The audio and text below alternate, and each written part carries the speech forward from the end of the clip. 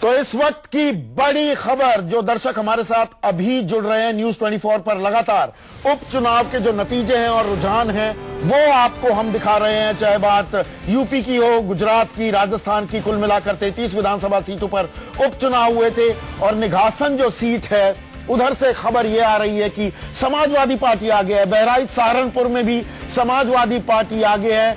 झटका कहा जाएगा बीजेपी के लिए, वो बीजेपी जो कुल मिलाकर 73 सीटें, अगर हम अपना दल की भी सीटें जोड़ दें, 80 में से जीत गई थी और उसका आकलन विधानसभा के लिहाज से करें तो 403 की विधानसभा में से 368 सीटें जीत गई थी बीजेपी। 11 में से 9 सीटें वहां पर एसपी से करें तो 403 की विधानसभा में से 368 सीटें जीत गई थी बीजेपी।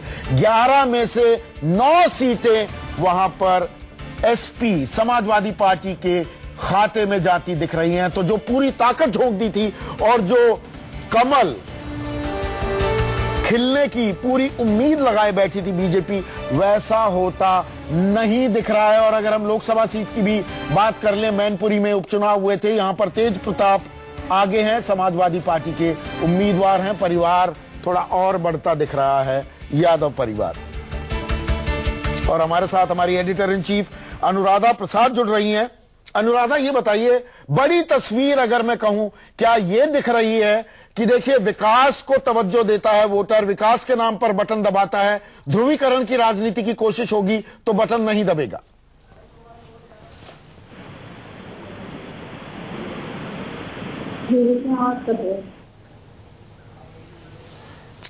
अभी अनुराधा प्रसाद हमारी एडिटर इन चीफ से मैं फिर संपर्क साधूंगा, लेकिन फिलहाल जो हम आपको तस्वीर दिखा रहे हैं, तस्वीर बीजेपी के लिए कम से कम अच्छी नहीं दिख रही है। अच्छी सौगात नहीं मिल रही है नरेंद्र मोदी को उनके जन्मदिन से एक दिन पहले। अनुराधा प्रसाद हमारी एडिटर इन चीफ मेरे साथ फिर जुड़ गई हैं। अनुराधा, ये बताइए, बड़ी तस्वीर की अगर मैं बात करूं, इन उपचुनाव नतीजों से मैं एक खाका खींचने की कोशिश करूं, तो क्या यह कहना गलत होगा कि हमारा वोटर जो है, भारतीय वोटर, विकास के लिए बटन तो दबाता है लेकिन ध्रुवीकरण की राजनीति रास नहीं आती है?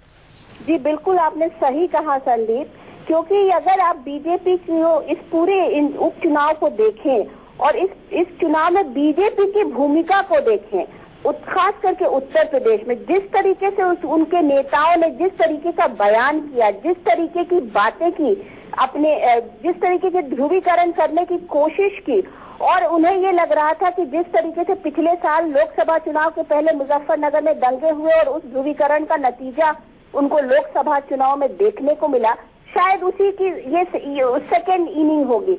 लेकिन मुझे लगता है कि ये बीजेपी के लिए एक चेतावनी है कि बीजेपी आगे देश क्या चाहता है इसको समझ ले।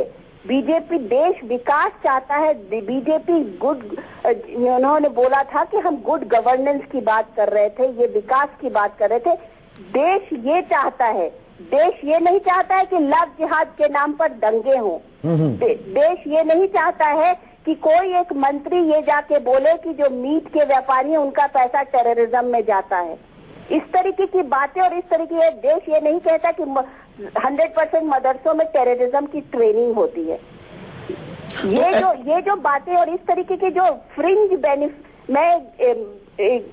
जो फ्रिंज तरीके की जो लीडरशिप है, जो बीजेपी के नेता लोग खुद ना बोल करके लोगों को बढ़ावा देके बढ़ा रहे हैं, अपने इस साक्षी महाराज को, योगी आदित्यनाथ को, इस तरीके की जो बातें हो रही हैं, देश उनको स्वीकार नहीं करेगा। अनुराधा, ऐसे में सवाल क्या ये भी उठता है, अगर हम प्रधानमंत्री नरेंद्र मोदी की बात करें, चाहे वो संसद में हो, लाल किले की प्राचीर से उनका भाषण हो, वो लगातार सबका साथ सबका विकास की बात करते हैं। वो सांप्रदायिक ताकतों, ध्रुवीकरण करने वाली ताकतों को तवज्जो, तरजीह ना देने की भी बात करते हैं, लेकिन उन्हीं के सांसद, उन्हीं के मंत्री वही काम करते भी दिखते हैं।